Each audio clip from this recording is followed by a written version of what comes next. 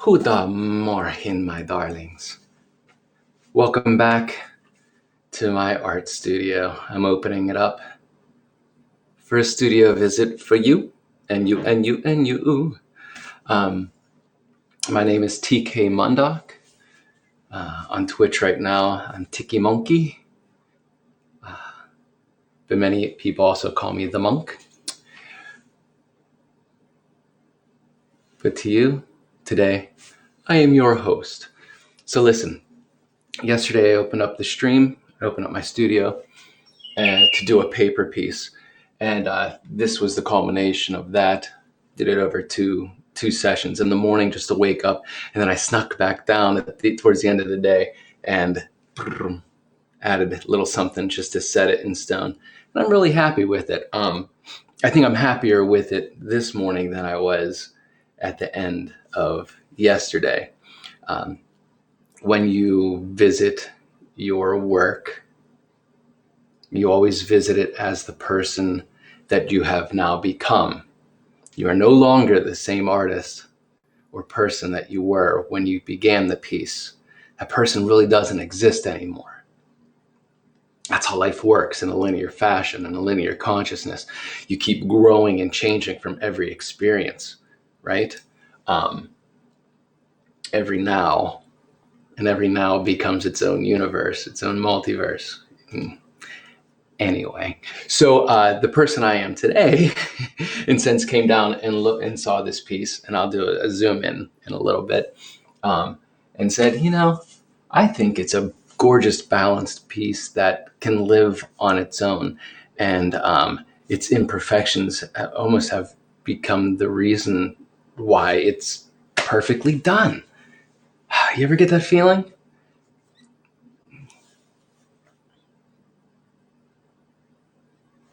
So, that said, I've realized that it's time to sign the piece. And in 99.99999% of the time, when I sign a piece, when I confidently sign a piece, that is my stamp that it is complete.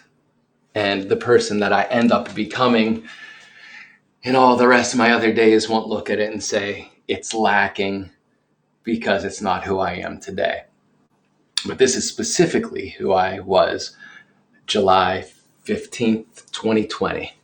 And so I'm going to stamp that. That is my seal of approval, that this is how it will exist all through eternity, because that is exactly who I was. And I think I got the point across of what I was trying to say, what I was trying to share. I'm going to move this microphone in just to see if it's picking up well enough. Keep it just enough out of shot. All right. Not bad. So that's it. I'm going to sign it. And I believe this would be the perfect color to sign it in, because it's the color that pops out the most to my eyes. It is this kind of deep indigo blue.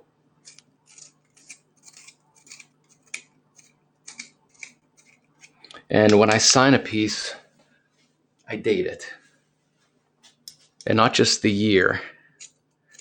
Even if I spent 3 years doing it, and that just happened to be the year I completed it, it's a diary page, So I date it to the day, not the hour, although I have done that.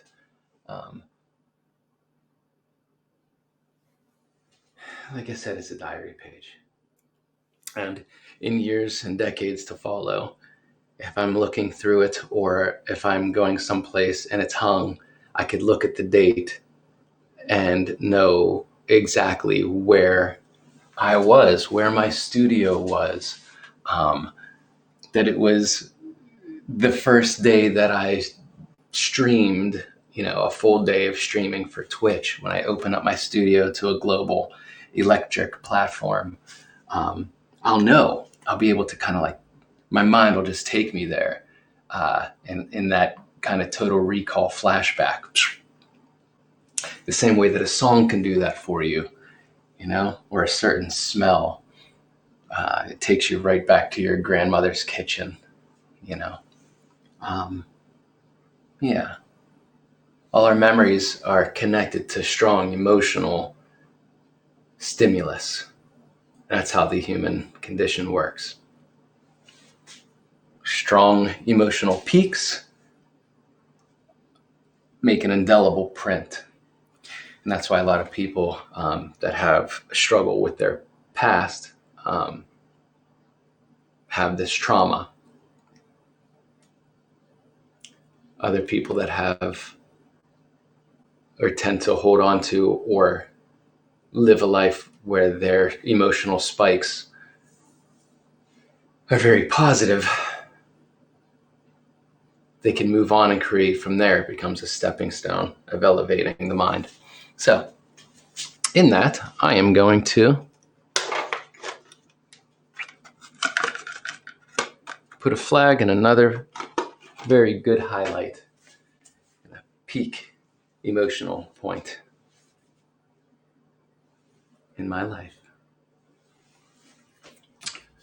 Now, I often date across I sometimes put the date in different places, but the way I sign my name, and this is probably an argument or conversation that you have many times over with different artists and your internal artists as well, is how do I sign a piece? How do I sign my work?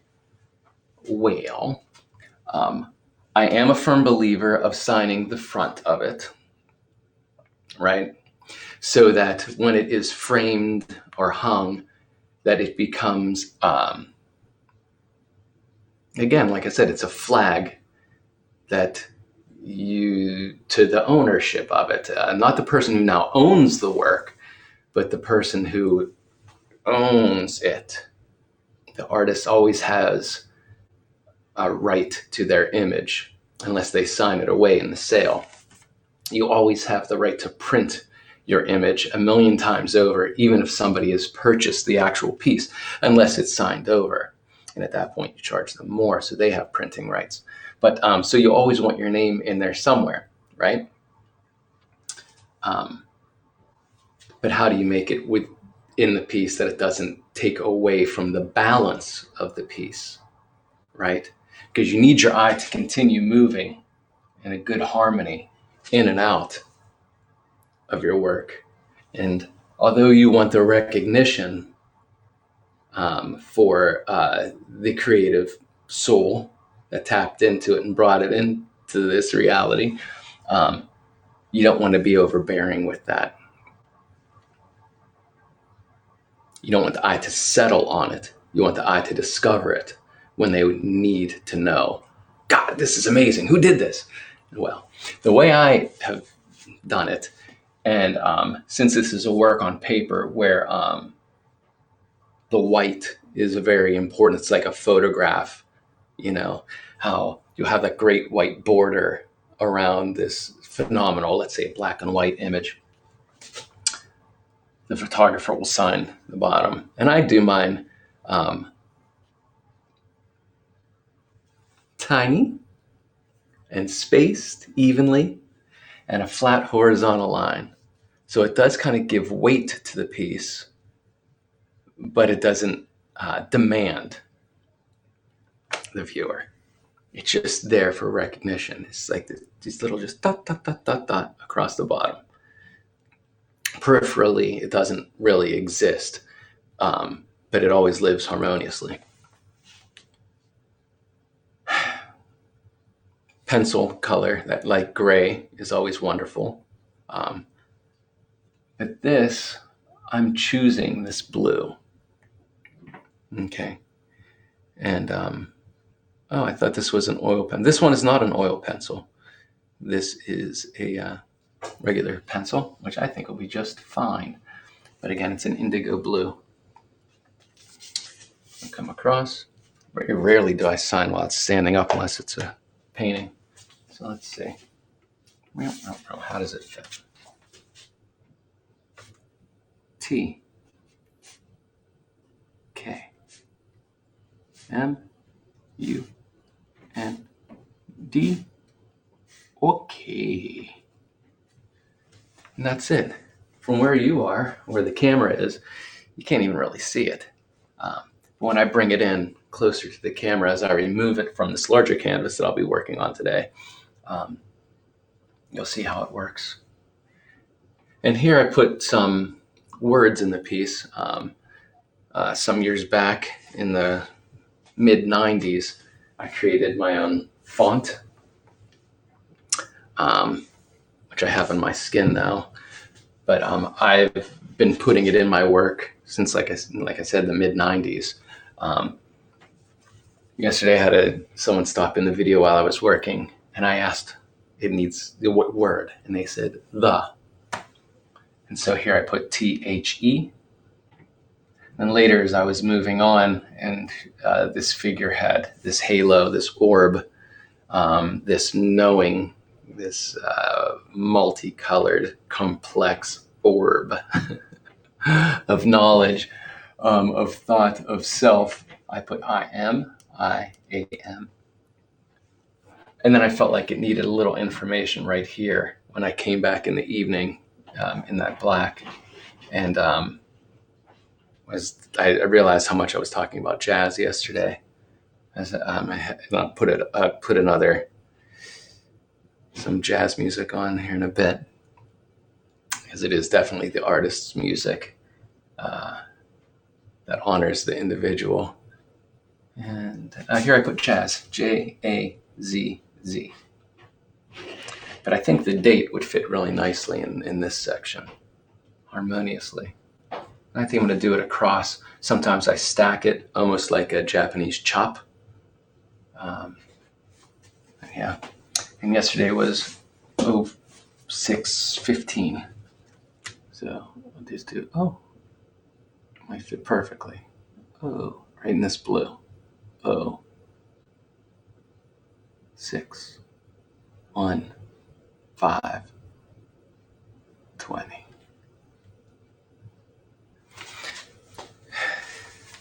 This has been a really interesting year. A year of clarity for some, really challenging our vision. And I think it's really fascinating that it's 2020, like 2020 vision, clear eyesight. It's been really challenging for a lot of us, but so many people are waking up right now because of that. And so I feel like putting 2020 instead of just 20.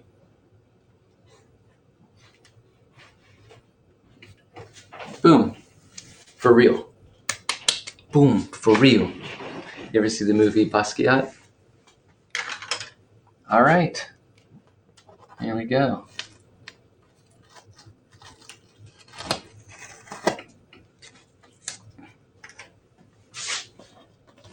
Let's take her down so that we can get to the real meat and potatoes of the day.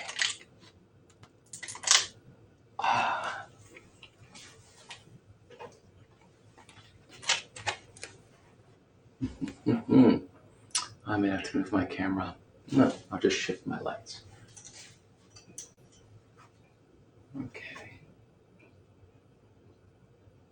Yeah. I'll be posting this on Instagram at TK Mundok. Instagram account TKMUNDOK. The I am jazz, or the words. So maybe I should title it that. What do you think? The I am jazz. The jazz I am. I am the jazz. Maybe I should just do it in order as they laid down or came to me. And that's kind of what you do with painting, right? You do it in an order as it's given to you, you know? Whatever you tap into and deliver.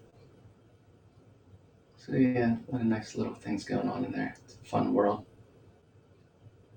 very alien, very informative. It looks like information. It has a little bit of an Egyptian quality to it. Little Stargate. Yeah, there you go. That was my yesterday. It was 6/15/2020, baby. All right. On that note, who are we today? Who do you want to be today? Who do you want to be? Someone streaming on TV. So, okay. So,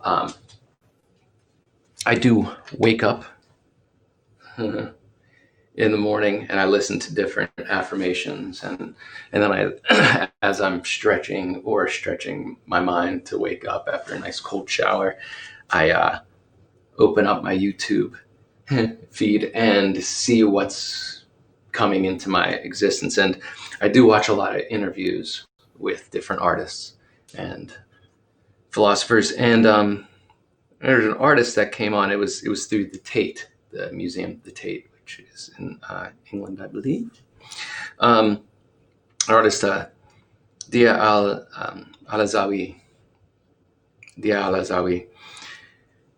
and I wasn't familiar with him. And it's just this 4-minute little YouTube interview. And I'm going to share a section of it because I've had these large canvases prepped. Semi-large, it's a nice size. It's not crazy large, but it fits into this format for me to work on with you. And I happen to have a couple. And I fell in love with his shapes. I found a relationship to it, and it's figurative, but it's more purely abstract figurative than all figurative, I should say. And then he said this, and I'm going to share it with you here. I can get it to go and get enough volume up that everybody can hear it. Let's see. The challenge, I think, to produce a large piece is a great challenge than a small one. You can control when you have a small one, but when you have a large piece, then you have to think about it in terms of composition, in terms of the various elements which you can put together. I mean, for example, for any success painting, if you have it on the wall, should be the eyes go around without, in a way, your eyes escaping to the other painting. Boom. And I'm going to take that back, and I'll turn my microphone towards it a little as well, so you can get that information. I thought this was muy importante. The challenge, I think, to produce a large piece is a great challenge than a small one. You can control when you have a small one, but when you have a large piece, then you have to think about it in terms of composition, in terms of the various elements which you can put together. I mean, for example, for any success painting, if you have it on the wall, should be the eyes go around without, in a way, your eyes escaping to the other painting. Dia Alazawi. The painting which acquired recently by the Tate is Look how the beautiful. title is Sabra Shatila Massacre. From the beginning, I thought to produce a painting which suggests the tragedy of violence, the contrast and interrelation between death and life. The tragedy in this particular massacre is most of the people there, the innocent men and women, children, estimated more than 3,000 people killed in one night. I try to produce something which is not a propaganda in a sense. It's documenting of a tragedy. Boom, for real. So that's inspiration. Dia Alazawi. And I'm probably not pronouncing it 100% correct, but that's okay. Apartments.com puts more renters in. Yikes. Hey, he's from Pittsburgh. New homes than Jeff any other Goldblum. website. How? By the way, my studio is in Pittsburgh right now. Pittsburgh, Pennsylvania, the United States of America.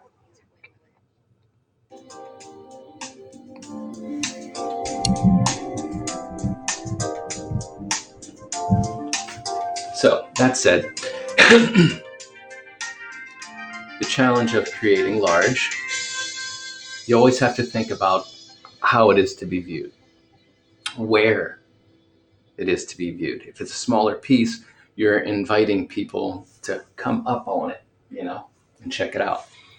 Yet it still has to be kind of interesting enough from a distance to draw the person to actually want to enter into that little portal.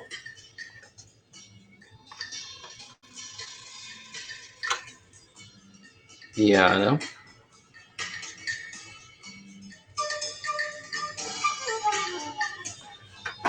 Play jazz flute. Okay, Ron Burgundy. So, cheers. Here we are, 06/16/2020.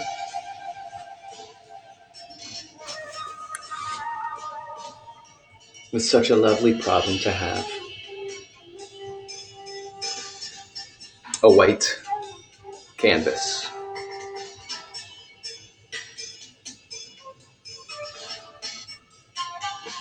So many possibilities. The problem. The white canvas.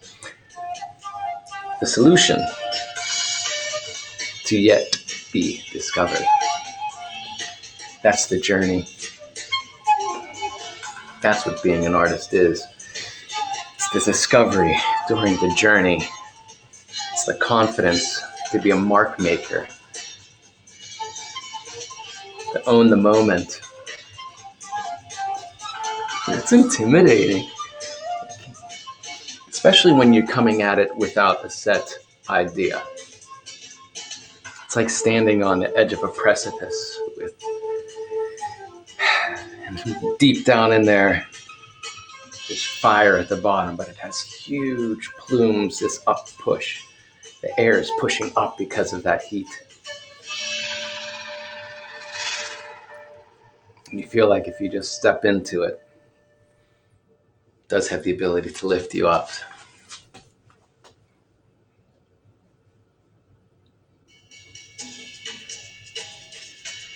One of the most important lessons I learned in school for art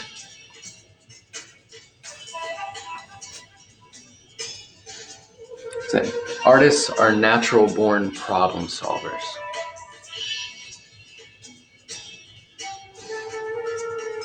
Artists are natural born problem solvers.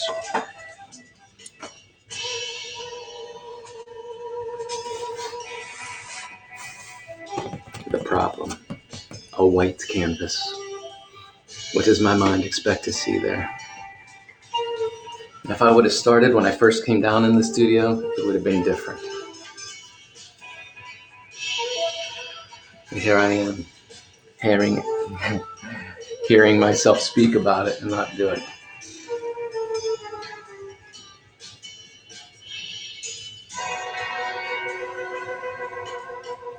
My goal this morning is to create a nice blocks of color field in the background. I'd like it to be organic, because on top of it, I think I'd like to put some harder edged sacred geometry shapes. But I'm really looking for just something that has a good interest and movement, a healthy shape.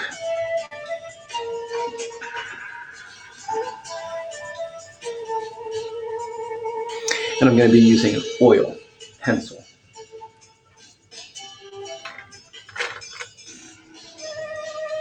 Yes, yes.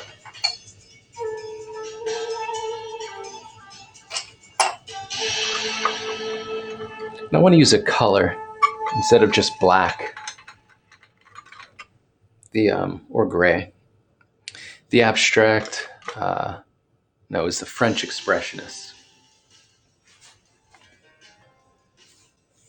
They would never use black because it doesn't truly exist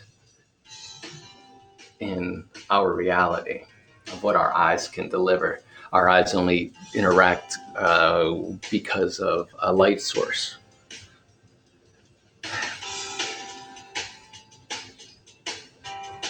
Black is the absence of the light source. It's not exactly a color itself. And this is popping out at me. What's this? You have to train your eye to go to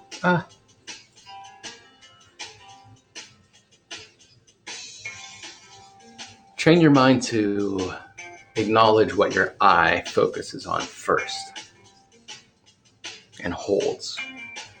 What does it want?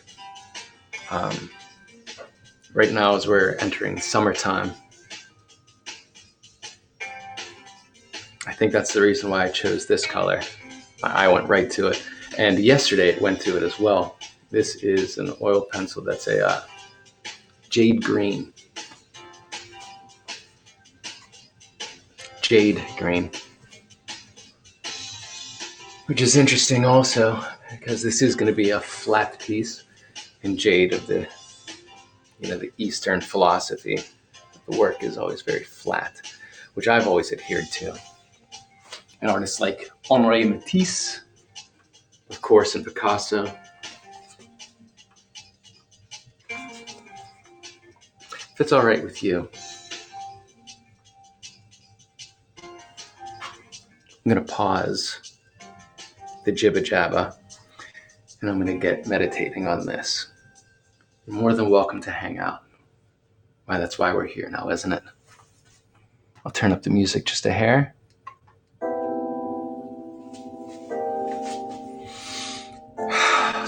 Catch my breath. Good collaborating friend, artist, brilliant artist, friend, collaborator, and he would say co-conspirator, Scotty Bellinger. He would say, remember to breathe, Ricky Tikki. Called me Ricky Tikki Tavi. Say, remember to breathe.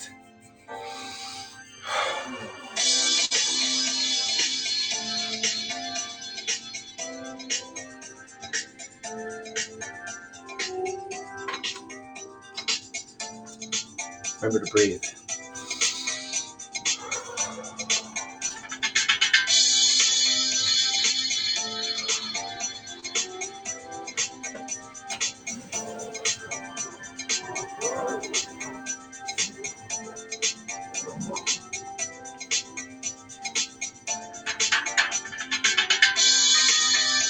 From Motherwell.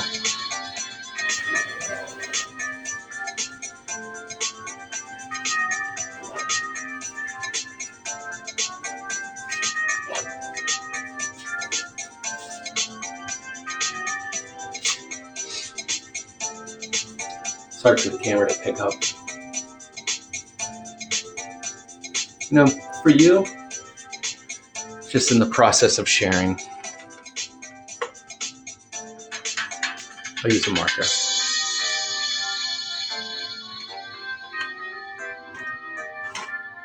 And I'll use green. It's not jade green, but this camera will be able to pick it up.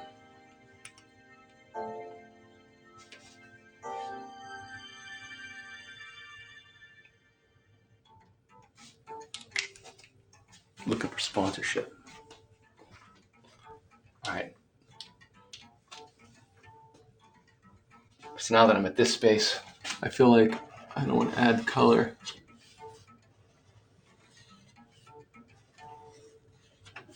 These are going to be borderlines. Borderlines. It's a color field. Okay, now I'm going to switch out and go lighter green.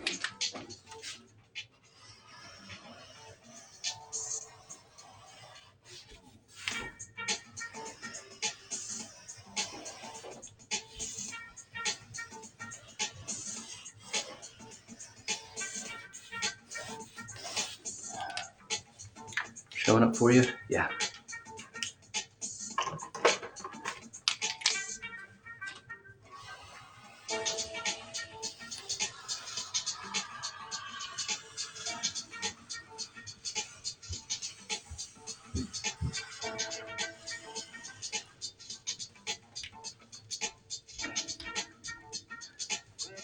Do you see anything in there yet?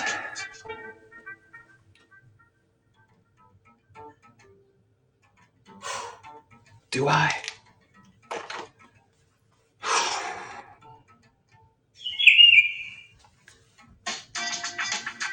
Dare I be so bold just to let it live like this?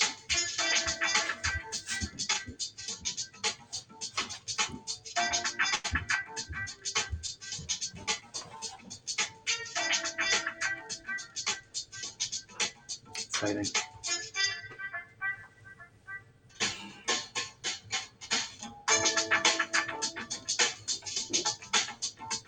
I think something's going to end up living here. I might do that on the second wave. As more information starts coming into it, I can almost guarantee that's how my mind works. It wants something right here, you know? So, just me being me.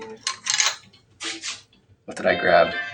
This is an oil pencil, a silver oil pencil. I used to use a lot of metallics in my work in the mid-90s. First time I actually started using any type of markers, they were enamel paint markers. They weren't water-based like Tosca's. So they had their own challenges, but you were able to get a good iridescent metallic out of it. And I would use silver and gold. It was kind of like my homage to Gustav Klimt.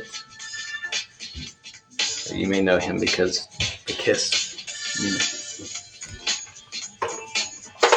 Yeah.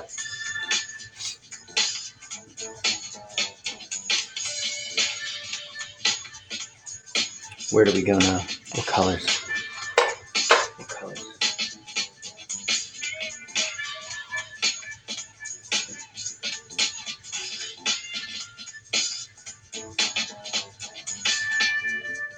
I keep wanting this yellow.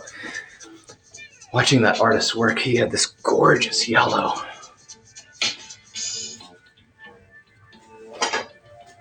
Why did it stand out to me?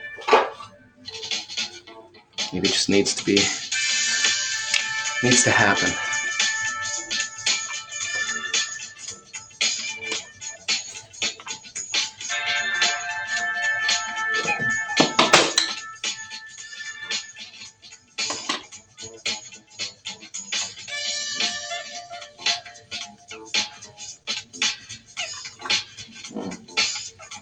This might be dead.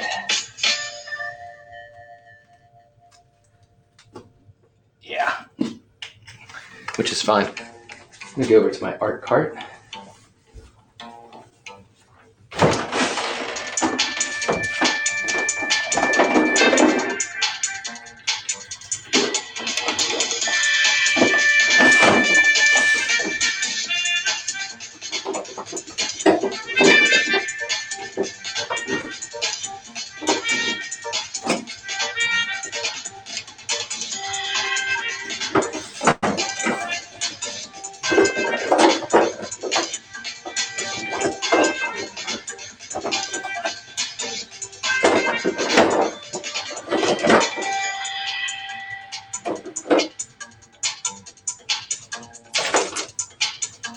Right now I'm really blessed with a good sized studio in my life. I'll give you a tour another time.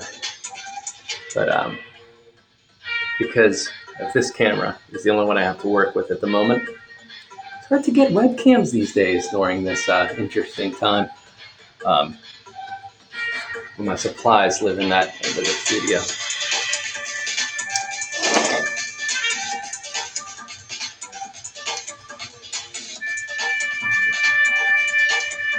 None of these are really the yellow that I was looking for in my mind. But nothing is trivial. Ah, and this is a Van Gogh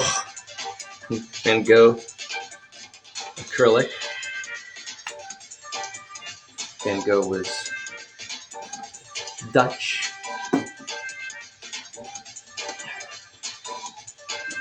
And I love the Netherlands. My family and I so dearly are looking forward to living there. That's why I usually say Goedemorgen. And do that Duolingo, learning some Dutch.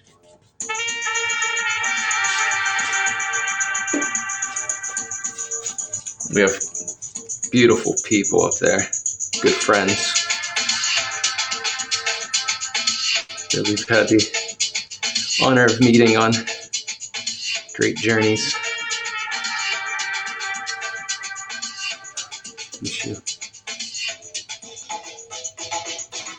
All right, let's see how this works, shall we? That's yellow. Where do you want to be? Here.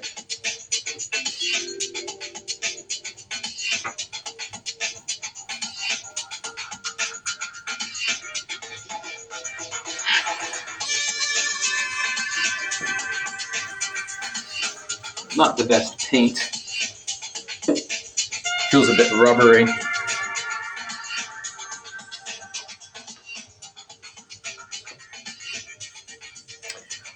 Honestly, I often use I love to use house paints when working in large spaces. Oh, there, we're back. Sorry about that. Thanks. You should like to use house paints when working on large spaces. They have great pigment. You can get the colors you're looking for. They're water-based, so you can play with them. Not too rubbery. This feels rubbery.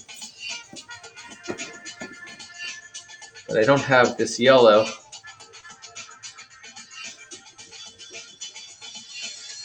On my house paint shelf. So that's what took me a little longer. I had to go to my bins. But it's a nice yellow.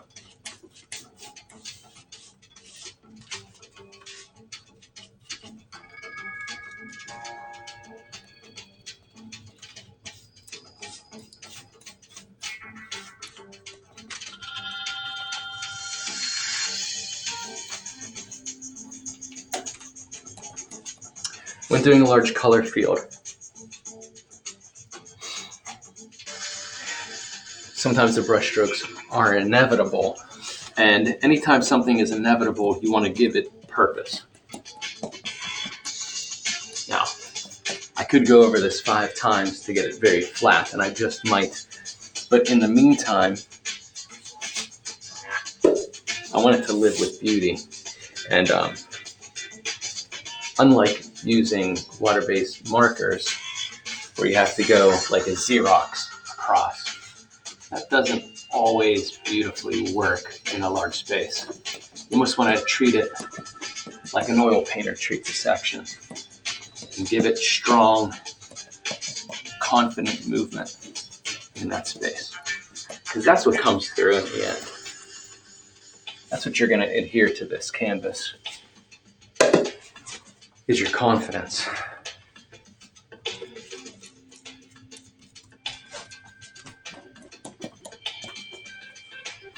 It's a nice yellow. It does remind me of this work. So I want to carry it over. Yeah, I do.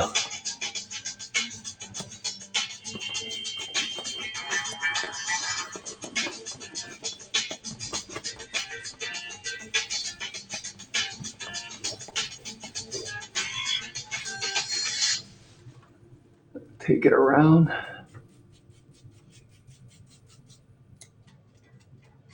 Give it some cohesiveness.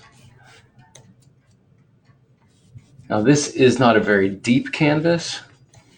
It's only about 1 inch. Normally, I like to do the 2-inch depth, but I just happen to have this canvas here. It's been sitting in the studio for almost 2 years now. Maybe not that long, but nevertheless, here we are. So I will have to invest in getting the sides done to get it a nice chunk. That's a personal preference. It's a personal preference. But I do like a nice depth to my canvases. Gives them kind of like an importance. Gives them strength.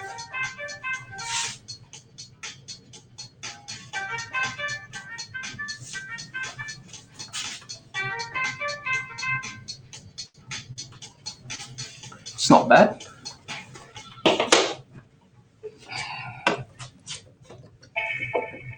That looks nice.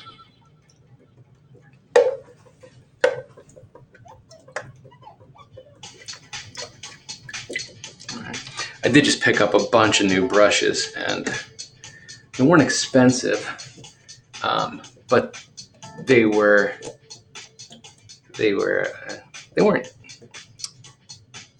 looked like they had good quality about them. There was a big sale.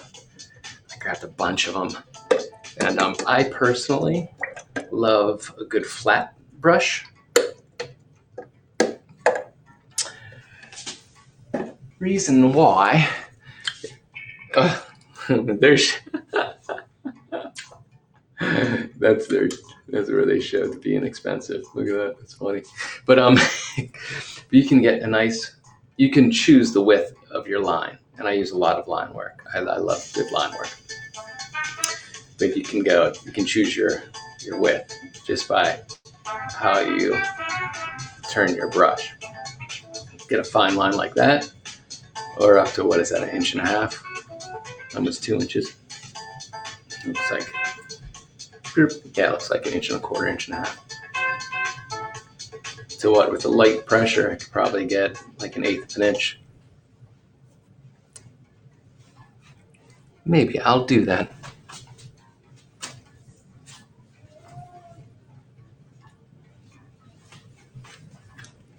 Maybe this is where I want a little black to come in.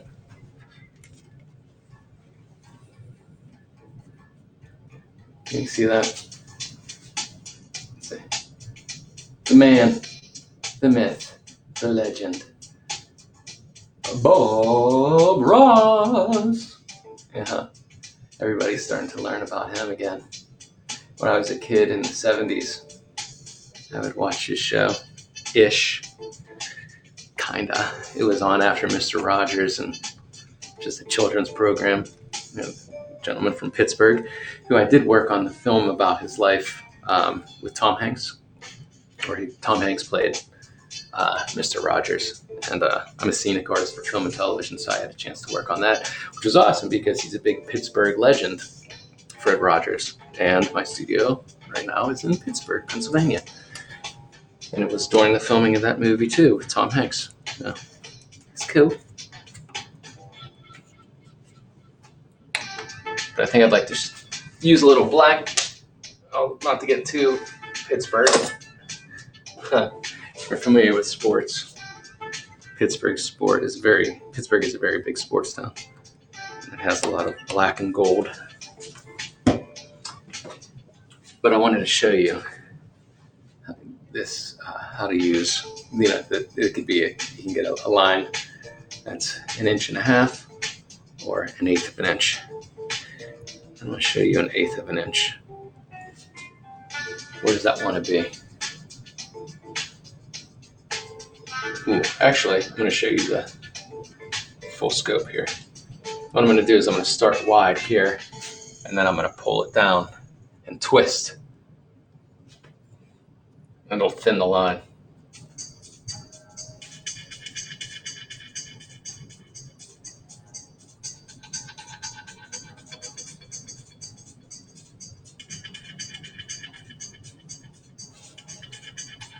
Oh, nice, huh?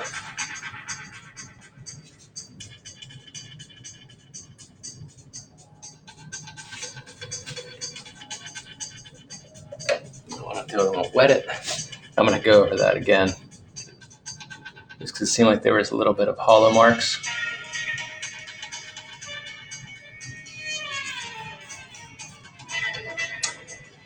Often I do like to lay down a base color on the canvas, but I gessoed this white. It was a canvas given to me that had an unfinished piece of it. It was someone who was studying art, and it was from their education period, and they didn't really continue with it into this part of their life. And so they gave me some of their canvases that were school canvases, you know. So I just primed it out. Normally I do like to lay down a color first instead of, so you're not just working on white.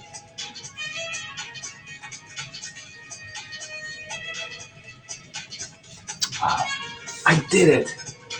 Remember I said I was going to end up doing a line there? No, I shouldn't have drew that line. Oh well, meant to be. So what do I do down here now? Really changed the dynamic of the piece.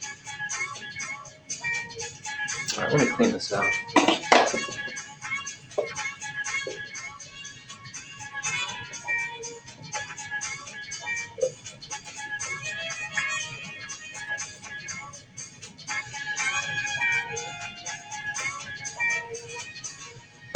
What does my mind expect to see? Loving that yellow more and more.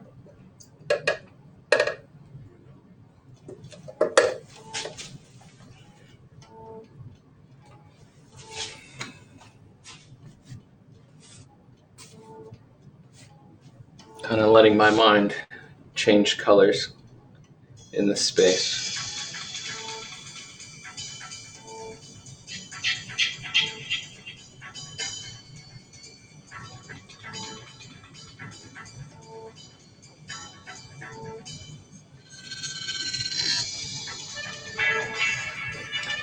I think I'm going to go warms. I think I'm going to go into oranges and reds. So I think I'm going to do.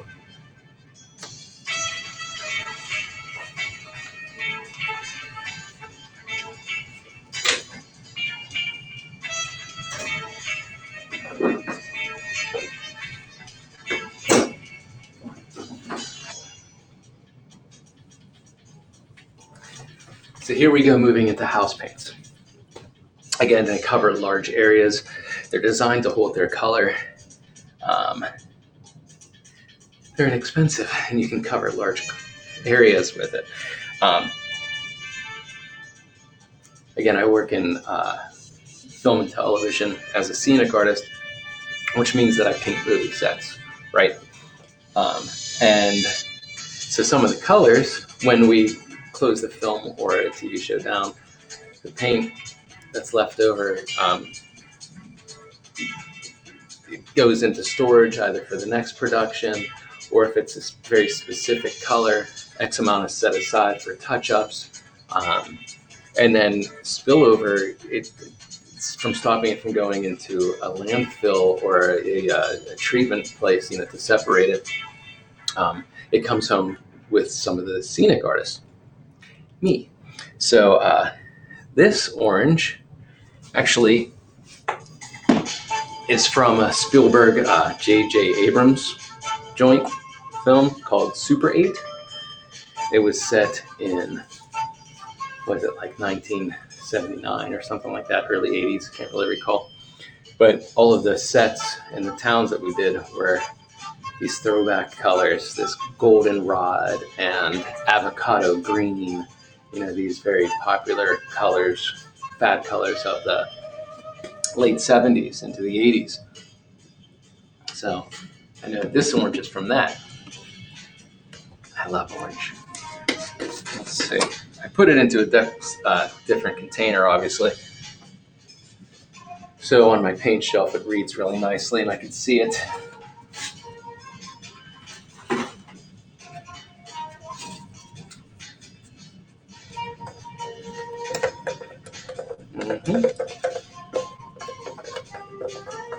She's still So how's life in RRA? It's great. Because what year was that? It would be Super 8. Gosh, so almost 10 years ago now? J.J. Abrams. It was the one Fanning's sister was in it. Dakota Fanning, her sister. Can't remember her name right now. We shot that in West Virginia, in the United States. Weirton, West Virginia.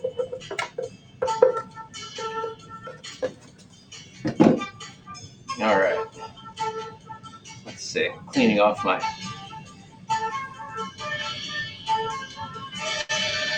Okay. What was I thinking? Yep.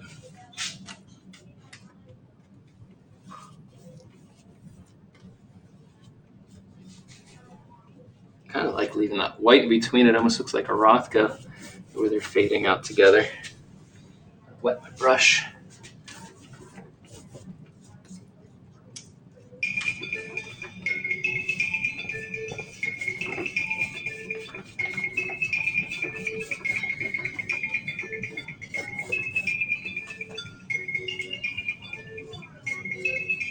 Cool. Oh yeah. It's doing what it's supposed to be doing.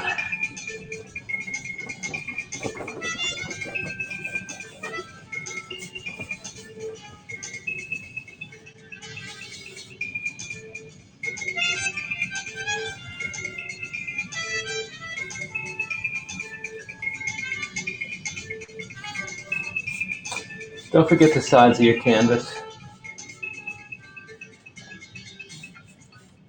Especially when working with a 2-inch side, a gallery wrap canvas. In other words, one that doesn't need to live in a frame. You know, I used to love to have it just white or have the action kind of drip down the side.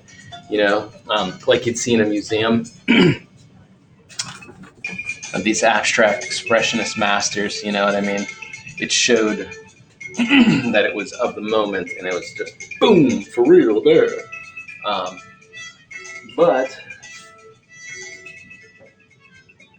turns out it would turn the viewers off a little bit that weren't also into that. People like nowadays, people like really crisp things. They don't want to think about fixing anything. They just want it as is, which is cool. That's fine. So I've been taking into account. Oh, the other thing is that when I would look at it from the side, I started to realize that it would throw off the balance of the piece at a quarter angle, which very rarely do you have the opportunity to stand directly in front of a piece and view it without seeing any of its three-dimensionality. So having the sides being black or dark gray or white or any overspill, I kind of realized that it was throwing off how I viewed the piece and the balance of it, because my eye was being drawn to that, especially as people started, if it's living in a home instead of in a gallery. Galleries have white walls, you know, it's fine, it doesn't really, but it has to interact with whoever's purchasing it where they plan on having it live. And it would throw off the balance, you know.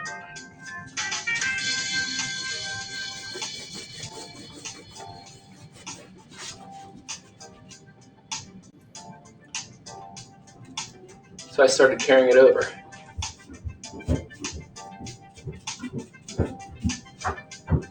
It was actually my wife and another good friend and brilliant artist, Lucas B. Miller. They've been telling me to do it for years and years and years, and I couldn't hear it because I was still looking at my artwork like 1940s abstract expressionist, Motherwell, hanging in a museum. De Kooning, which I recently, just yesterday actually, in the afternoon, pulled out a book on Willem de Kooning, another great Dutch artist. The Netherlands. I think there's a good friend of mine who lives in the Netherlands, Matthias.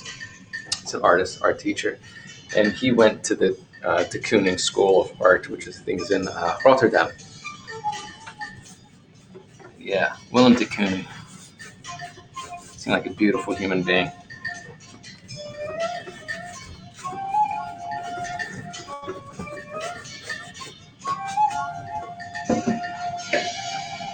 Now, what I want to do is, I like what's happening with it. I like the bits of texture, but I'm feeling like I want to take a large brush. For some reason, I grabbed this one. It's not as stiff as I like it. Hold on. Let me go over to my supply wall.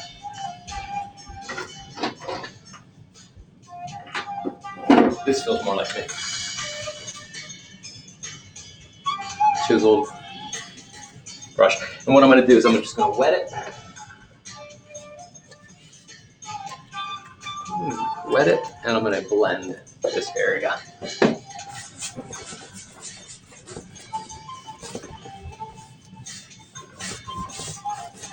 You can tell it's older paint. It's separating a little bit. But it is what it is. It is who it is. So I'm going to work with that. I'm going to use it to my advantage.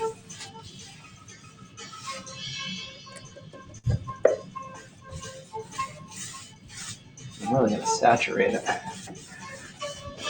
And it'll become its own space. And again, confidence is king.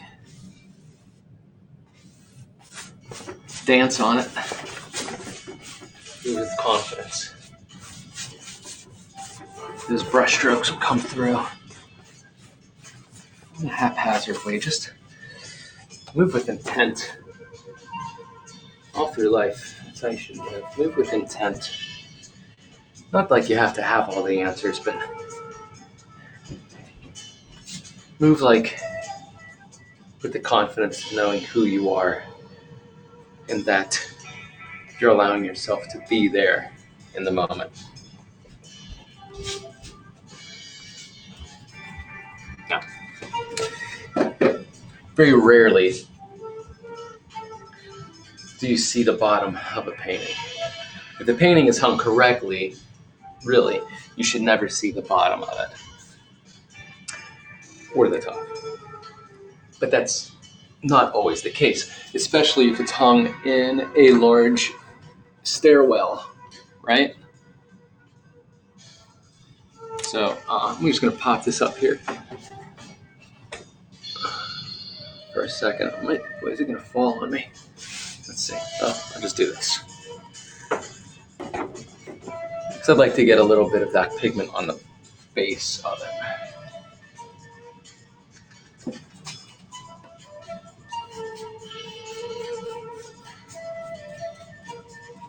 Yes, yes.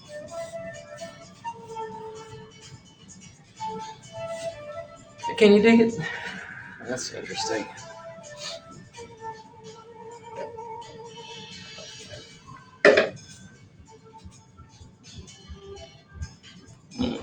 Which reminds me, maybe I want to hit the top while I'm at it as well. Well. I'll use my finger. Do a little finger painting up here. Just to get some of that color carry over.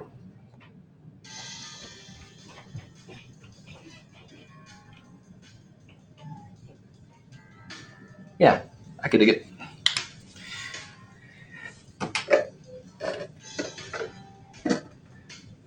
Can you dig it? Let's see.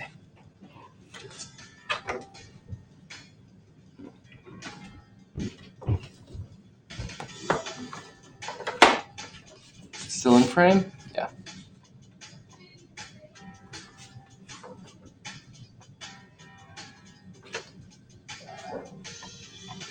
All right.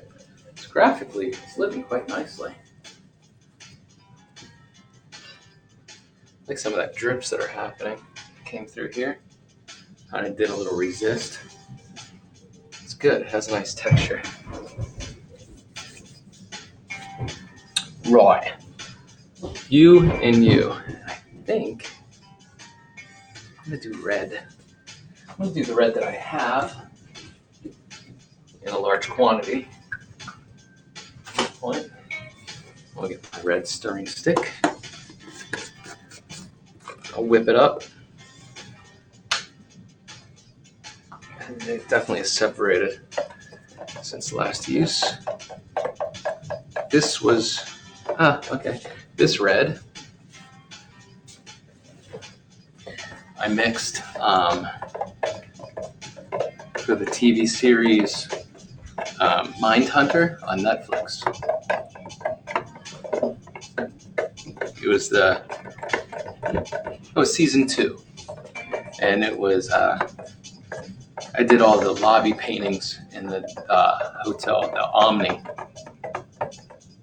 They actually, although I'm a scenic artist, they hired me to do it was like 7 large abstract pieces of the era, based off of kind of artwork of the era. These abstract expressionist paintings of that would have been like late 60s, although the show is what, 70s that season or something like that, or 80s. I don't recall, but actually I never watched it. I watched first couple episodes of the first season of Mindhunter, and not my cup of tea. It's all right if it's yours. But I worked season 1 and season 2 of Mindhunter TV series for Netflix. I was in charge of making the airplanes, actually. The airplane sets. I was gang boss to those sets. Amongst many other things. But so this red I mixed for Mindhunter season 2. Let's see. What do I want to apply it with?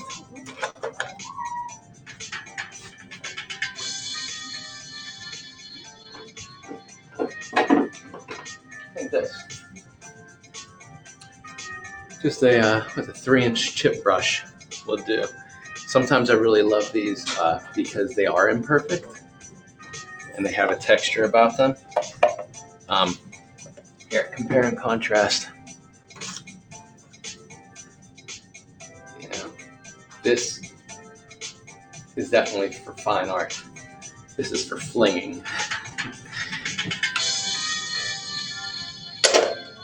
There's something about that, especially when you're laying down a color field where you want to leave a little bit of texture. Or at least in this case, I want to leave a bit of texture. I may change my mind later, but this is step 1 in a very large process in life.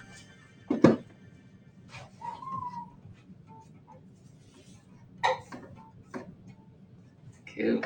All right, we'll set that there without me stepping on it. And we'll enter. Hi. I have a studio guest.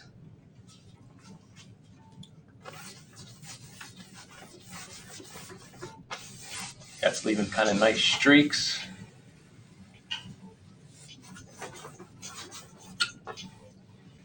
Letting you know that it's a brush, that it was brushed on. There's very human. It's not a print. Even with a chip brush, you can get really great edges, depending on how you hold your brush and the amount of paint that that it's holding at the time. And I come across and kind of at an angle here. You can see. I'm not painting with the full width. I'm painting at it kind of like a 30 degree. And I'll get this edge for you. You can see. It's kind of the house painter background in me as well. Learn how to get a tight line with a really nappy brush.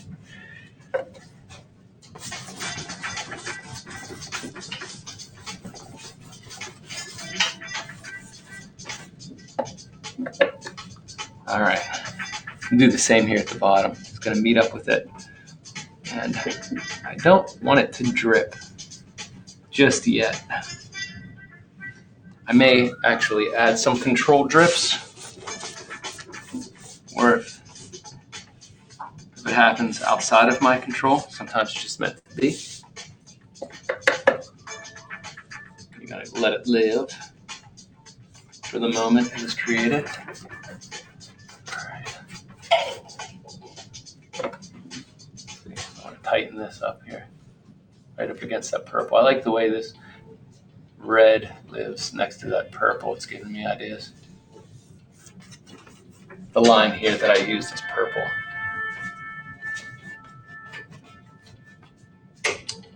All right.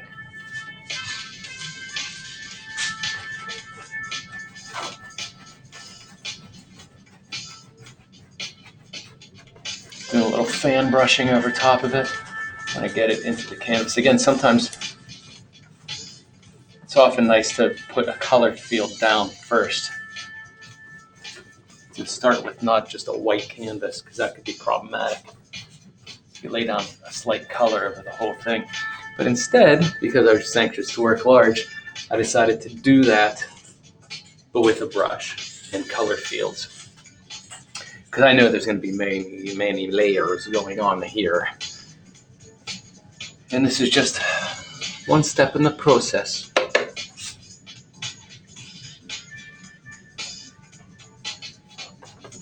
But those brush strokes are going to live through it texturally.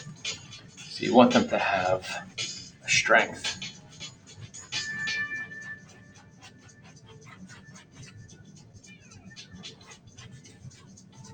When I say strength, I just mean a confidence. Like you move with intent. You can spot a shaky hand, you know. And that's often the difference between when you go to an art gallery and you see a piece of work, you can tell their confidence, and if they were timid in the approach, it takes away the emotion of the work. It shows just a lack of confidence. Anytime you just need a little confidence in a belief of who you are at the moment so that you can share that. Not many people want somebody to share with them their insecurities.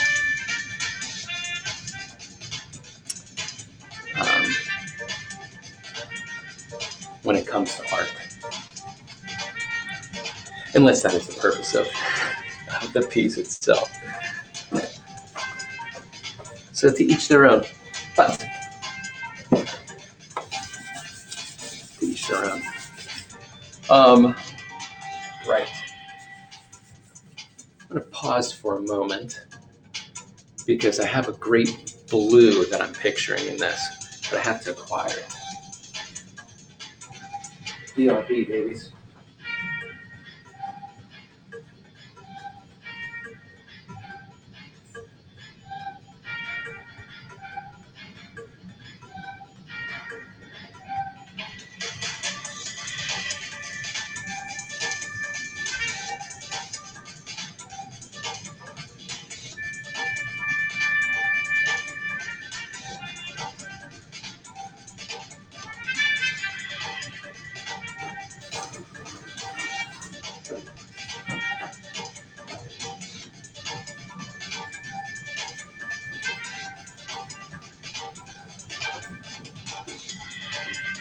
Right on, right on. Can't say all right.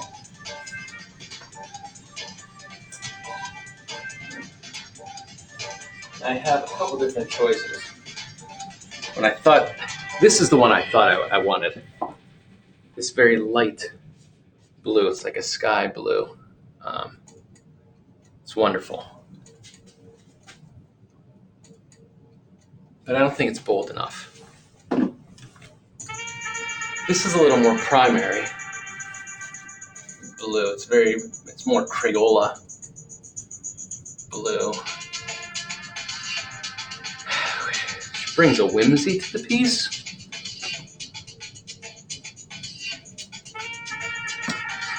And this is like, oh, I think I found our hero. This is it. Oh, Exotic Sea. That's somebody's occupation to come up with names for house paints. To name a color.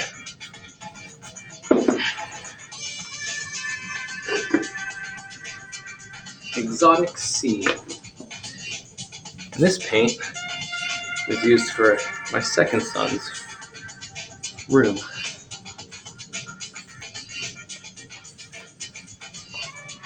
I think I'm going to need more water as well.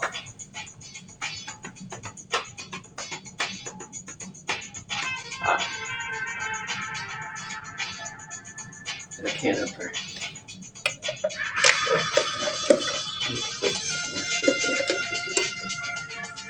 The trick is to always leave these in the same spot, because boy, they get absorbed.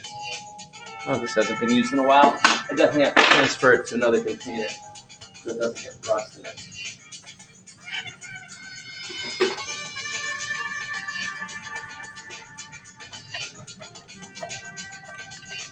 Another thing about using house paints that I like about it is because you can play with different sheens. The sheen of a paint is its reflective quality.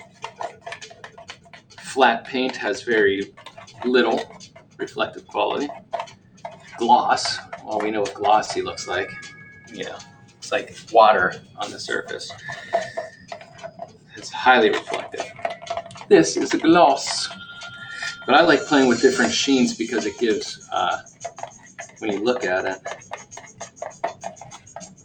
gives kind of dimension. Foreground, middle ground, background. This little push and pull of how the light interacts with it. So that in a way, depending on your light source or where you're standing to view it, you can experience the painting in a whole new way. All right. I'll call this Fen Blue. I just named it. I renamed it. And I'm going to want to put this into another container, smaller container when I'm done. Not good right now. All right.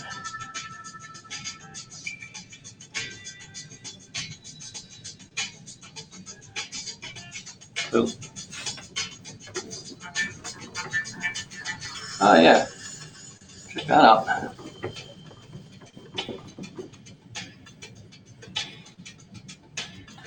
Another bit of information to know about using house paints is that the color will change as it dries. That's an important bit of information if you're looking for something to render something very specific.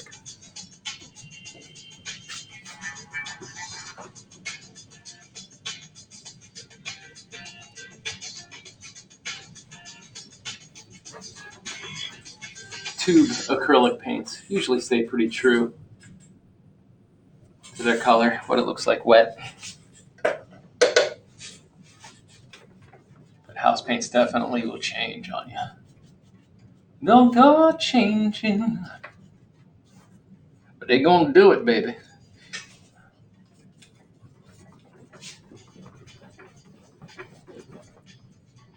Gonna get it in that space.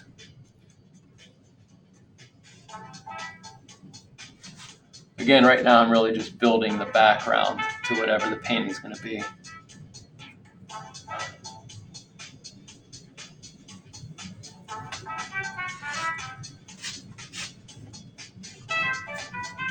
Laying in color fields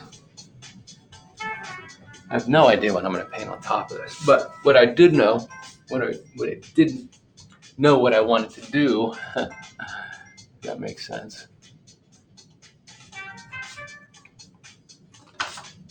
was to figure it out as I go along. Because it's the journey. That's the best part of life, of abstract work, of creating, painting, and live painting, which I've done a lot of live painting at different festivals, raves back in the day. I've also done it at the Museum of Modern, of the Andy Warhol Museum in Pittsburgh, Pennsylvania. The Mattress Factory, which is an art installation museum in Pittsburgh as well. Amongst other places. Music festivals, art festivals for auction, and they'll get auctioned off. But anyway, I enjoy the process of discovery in art. Figuring it out as you go along. Knowing that you put the time into it, that you can be in the present moment and commandeer the direction of it at any point with confidence, because you've already put yourself in that situation a million times over.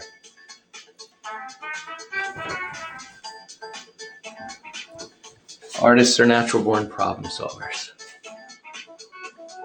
What did I say when we started with this blank canvas? I was like, we got a problem.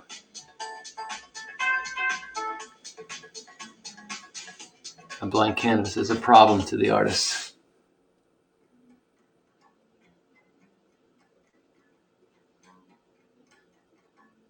And we are just about done for what we're able to do with this piece until it dries. Now, I think it's 11:15. So I think I'm going to force dry it. I'm going to look at it first. I'll let it live like this, see if I want to do a little accent or push these lines and work with them while they're wet at all. Often, while a color field is, the paint's still tacky, I'll lay the canvas down and I'll throw some water on it, and it'll give some texture, some water texture. I won't do that. But I don't think the camera would be able to pick it up, so we'll see.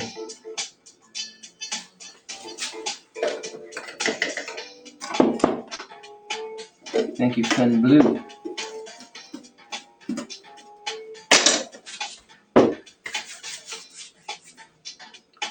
Yeah, I think I want to come in here real quick.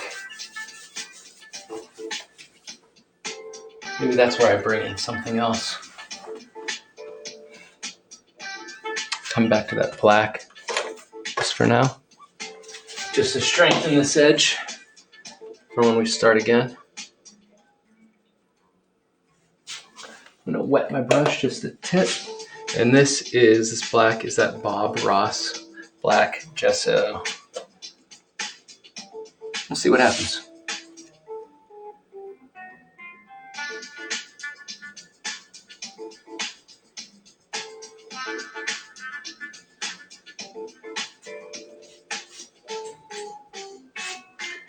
Not bad. But I think I want this to be as it is until we meet again. You can see the sheen difference to that awesome blue, how the lights are reflecting off of it. It's a gloss. The red, I think, is like a satin, so it's somewhere in between. The yellow is kind of rubbery. Might want to go over that yellow a little bit while I'm here, because I think I want that to have a little less translucence. That was this Van Gogh. What did they title this? Deep yellow.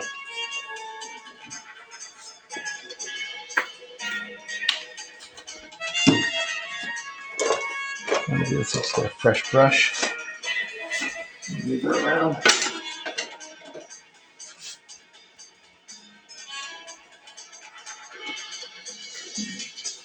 Wet the paint, make a nice new paste. Now my my water has become slightly muddied, which is fine by me, because it gives kind of another little twist to the yellow color.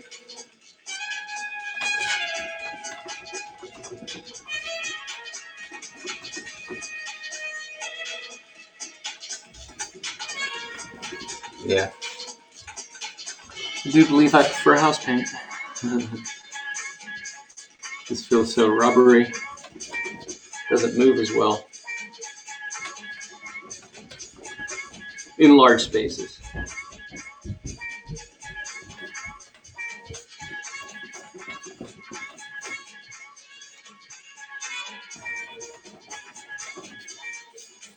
And then let your brush strokes be confident.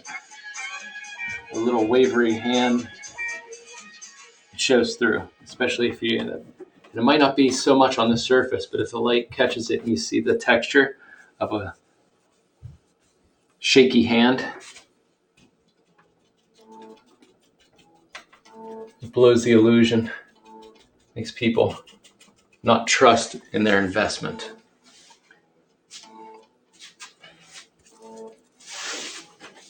I do like this side though.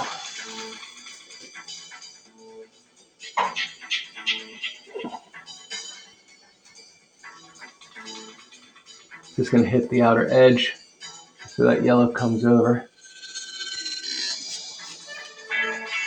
Yeah, but I think that's how I'm going to leave it today. I think it looks really nicely as a large piece. I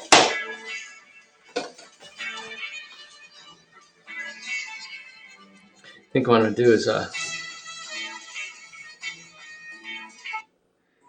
take you back to what inspired me today to work on this larger piece. Dia Al-Azawi, what he said When I left and came to London, about working in a larger piece. which I did, Let's see. called Missing a Friend. Here. They are no longer exist comparing to this one. And I think And you I can think it see worked. here the influence of large piece colors and the challenge, I think, to produce a large piece is a great challenge than the small one. You can control when you have a small one, but when you have a large piece, then you have to think about it in terms of composition, in terms of the various elements which you can put together. I mean, for example, for any success painting, if you have it on the wall, should be the eyes go around without, in a way, your eyes escaping to the other painting. Your eyes go around without escaping to another painting. So let's see how we did as far as our base goes. The grand setup, setting the stage, something strong, confident to live off of next time we meet, until we meet again. Every time you leave your studio, every time you leave your piece of work that you're creating on, you're returning as a new conscious entity, you're returning as a new person. You have to train your eye to view it as such. See where your eye goes naturally. What Dia said was, you want the eye to move around the canvas. And I think we have this happening. But not just to move around the canvas. You want it to live. You want the human consciousness to live in this canvas without moving on to the next. You don't want the next canvas image to battle it. like two frequencies that can't exist in the same space.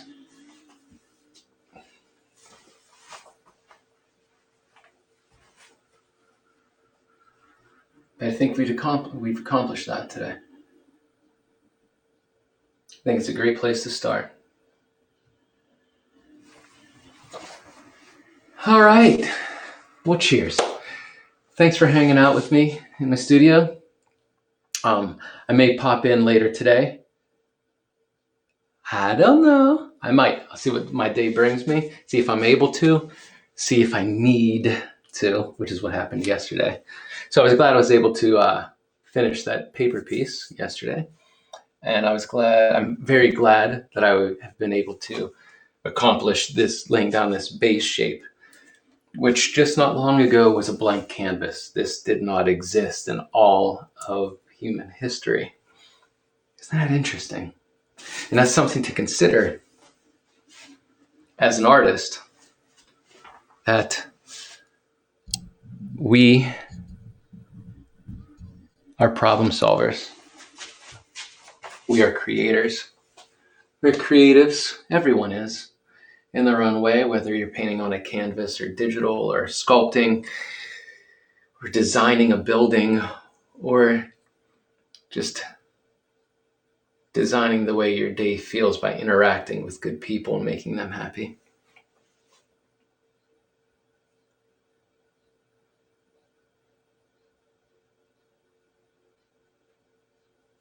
But everything that you do has never existed before.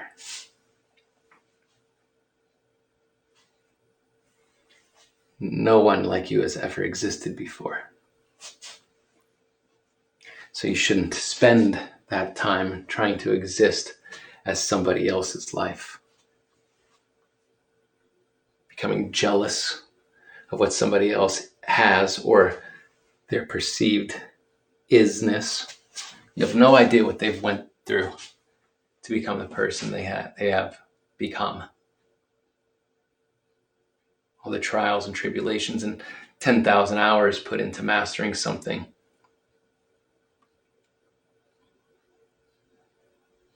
It's the journey. It's the best part of all of this. Existence is the journey. So here we are. We have a strong foundation to a new journey. Okay. It's starting to look like 9:30, between 9 and noon is where I'm able to make it down to the studio. I'd like to get that to an earlier time. Again, this is East Coast Standard Time, and I live in the United States.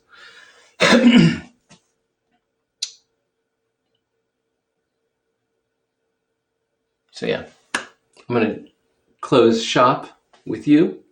I'm going to shut down the studio for the morning. Thank you for visiting my studio. Thanks for this studio visit. My name is TK Mundok. Visit me on Instagram at TKMUNDOK. Right now on Twitch, I'm known as Tiki Monkey. Ricky Tiki Monkey. But in a week or so, I'll probably be changing it to the Monk TK. Because that's how the music industry kind of refers to me in a way. My musician friends. Well, thank you. Thank you, Twitch. Thank you, Posca Markers. Thank you, House Paints. Thank you, Film Industry, for giving me some of the house paints for the colors that were used in this piece. All right, I'm signing off. Much love. Visit me on Instagram. Visit me here again. I'll see you very soon. You'll see me soon. And I'll read you. All right. Much love. Cheers. Go off. Create great dreams. Peace out.